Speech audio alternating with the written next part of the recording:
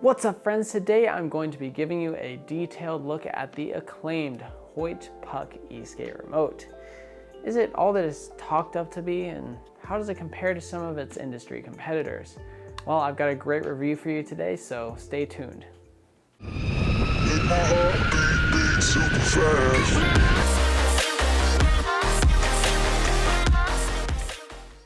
Let's talk a little bit about the design of this remote. Over the years, there have been tons of different e-skate remote designs, and some were better than others, some were super intuitive, some were kind of weird. But this, I think, is the first one from a real manufacturer that has looked like an actual downhiller's puck. And that I mean by the slide pucks that they use to do their cornering. Now, I think one of the first most important things to talk about is the actual comfort and the size of the remote. So let's take a few minutes and we'll compare it to all of the different remotes that I have on hand. I got a couple of remotes here to compare this to today, and some of these are super widely used in the DIY realm, but a couple of them are actually used in pre-built boards. So in no particular order, we have got the Maytech V2 remote, dual trigger. We've got the GT2B with the Master Cho mod / case. We've got the GT2B with the Mad Monkey V2 mod / case. We've got a Hobbywing V3 remote without the screen. We've got the FlipSky VX1 remote. And finally, we've got the Revel remote. Let's see how all these remotes stack up in terms of holding them. Now keep in mind that I'm going to be doing this with my thin Fox mountain biking gloves on, but if you have something like the Flatland 3D gloves or the X-Board gloves, you're gonna have a slightly different holding position in your hand. When I do my review of the X-Board gloves, I'll be sure to show a clip of each of these remotes with those so you can see what the difference is between a thin glove, which is, it's the same size as your hand, and then a thicker glove like the X-Board glove. Starting with the top-down view, let's kind of look at how I hold each of these remotes. Before getting the puck, my most comfortable remote was the Maytech dual trigger remote. And unfortunately for the puck, this still is my most comfortable remote. And let me explain why. Let's take a look at the top-down view of the puck for a moment here. There are plenty of people out there that swear by the puck because of its signal reliability. You can't even begin to rely on the signal if you can't hold it properly. At first glance, it might seem comfortable in my hands, but I find it's not quite the right size or shape for my hand size. Looking at the top down, you can see that my thumb appears to line up properly, but once you switch over to the side view, you can see that it really puts the pinky in an awkward position. Let's take a couple of seconds to go over the top views on these remotes.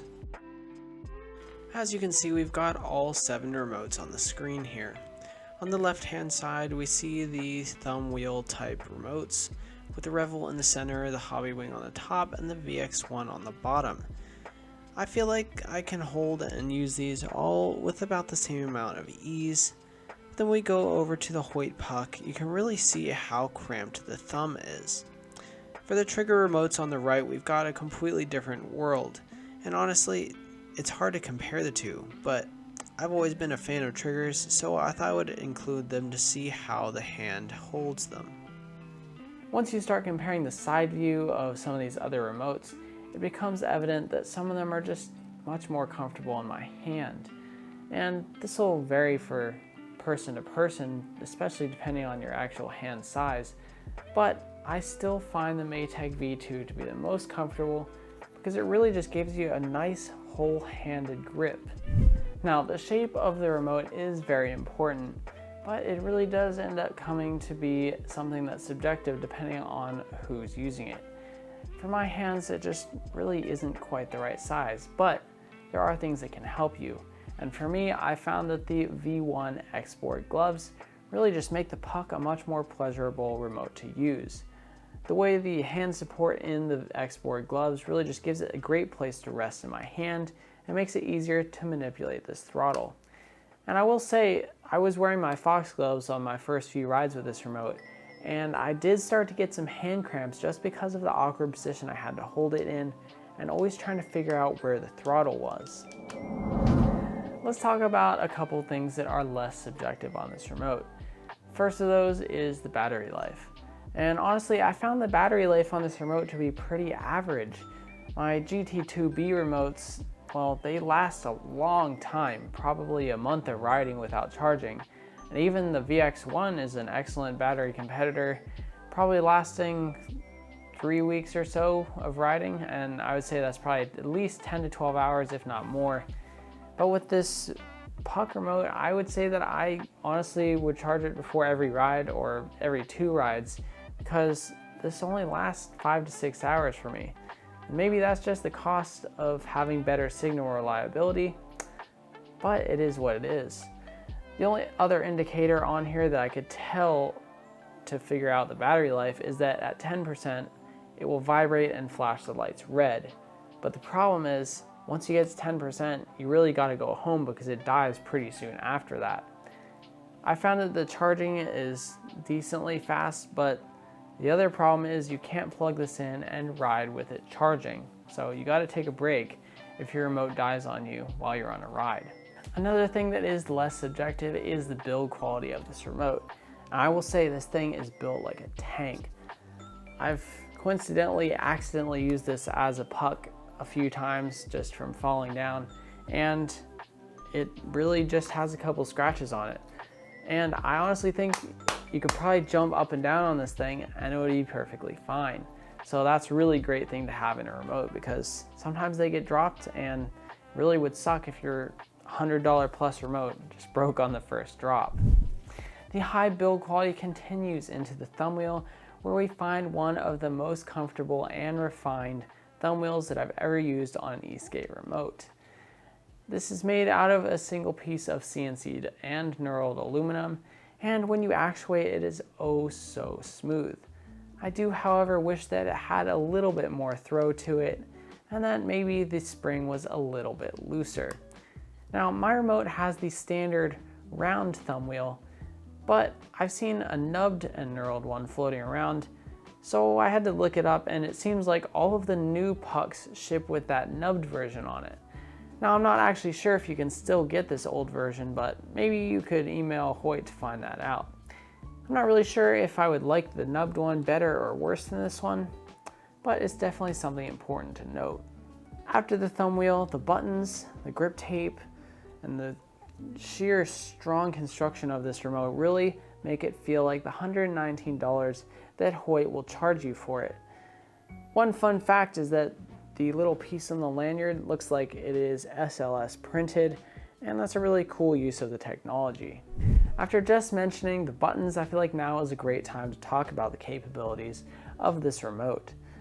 First, you've got the power button, which is pretty simple. You press and hold to turn it on, but some people might not know that when you double press the power button, you can actually engage the throttle lock, and that will prevent you from accidentally shooting your board into the street. The next button on here is the reverse button, and the reverse button actually changes the way your remote works so that you can use it in your left hand, or so you can use reverse mode when you don't have that configured on your board. Be aware though that it will make the full capability of your board's speed and power available in reverse, so if you switch on accident, that could be pretty bad. The third button on the remote is the mode button, and this is actually pretty neat. It can be used to control the power of your board. And when you're in mode 1, you'll have the least amount of acceleration. In mode 2, you'll have a little bit more. And then in mode 3, you'll have your full board's acceleration available. And I've not seen this be super common on remotes, and I'm not 100% sure how Hoyt is exactly doing this, but since it's a PPM remote, I assume that they're just taking the PPM signal that gets sent to the VESC and chopping it up into thirds so that you have about 30% power, 60% power, and 100% power.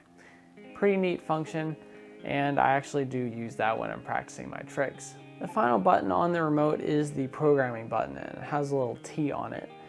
I've never really had to use this, but according to the Hoyt video and their product page, it's really just used to update firmware, which I've never had to do. So there you have it. That's all 4 of the buttons on the remote, your thumb wheel, and that pretty much covers all of its functions. I think for now that's pretty much all that I have to say about this remote. It's a pretty simple remote with a few interesting features, but mostly it's built like a tank and it's reliable, which are 2 things that are really important in a remote. You know, the form factor for me does leave something to be desired.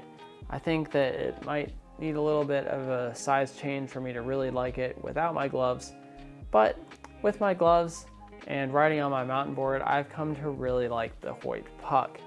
And in fact, the short throw actually really helps me do some of my tricks because it makes it easy to switch between full current forwards and full current reverse. And it helps me do burnouts, which is always a lot of fun.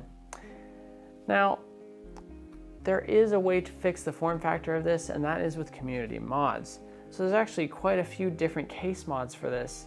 I'm going to be doing a video soon covering all of those, so that should be really interesting, so get subscribed for that. For now, we're going to go into the RBEM Score, and I'll tell you guys exactly what I think about each of this remote's features.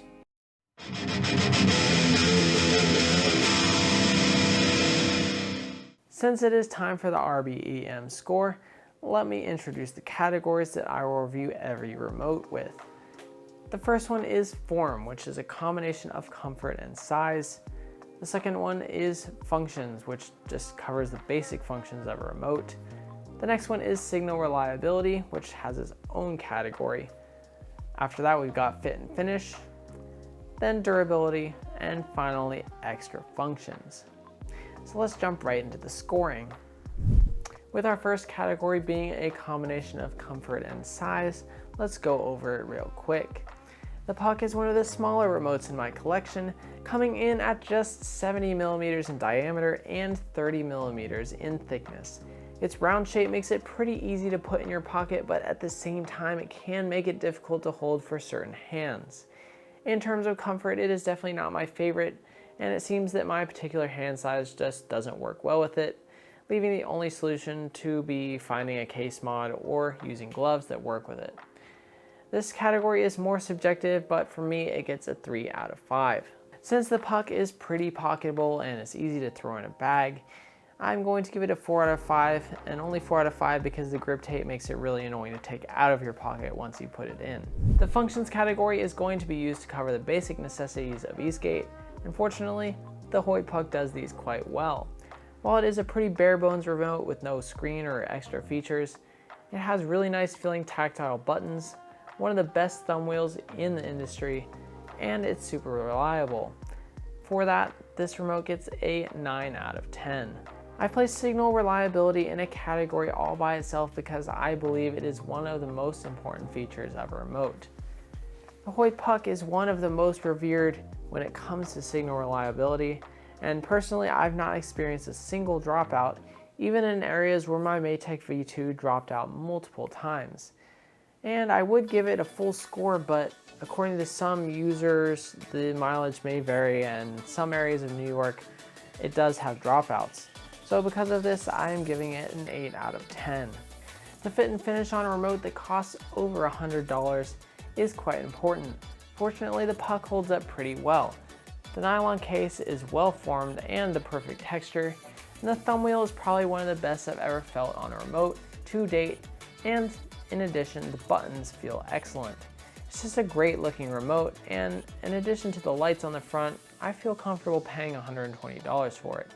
It gets a 4 out of 5. Looking at this remote, it can be hard to gauge its durability at first, but once you start using it and accidentally drop it a few times, you realize that it is incredibly solid. I wouldn't recommend using it as an actual Puck, but I have fallen on it a couple times and it's still perfectly fine. It is very durable, and I think it deserves a 9 out of 10. The final category here is a special one, and it's extra functions.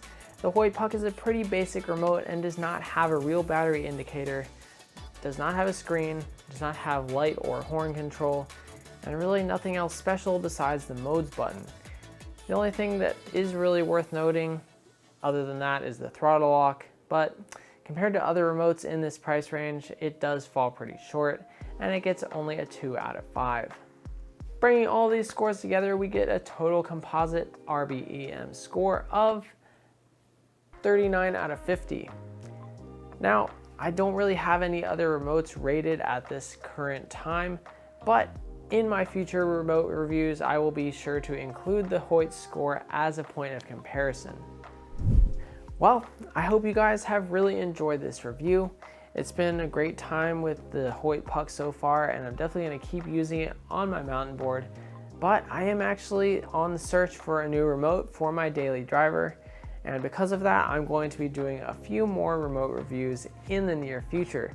So get subscribed for that, and for the video on all of the case mods for the Hoyt Puck. That'll be super interesting, and I'm definitely looking forward to trying out some different alternatives to this round design. Well, thanks for watching all the way to the end. If you're still here, click that like button. Stay safe, keep on riding, and peace out.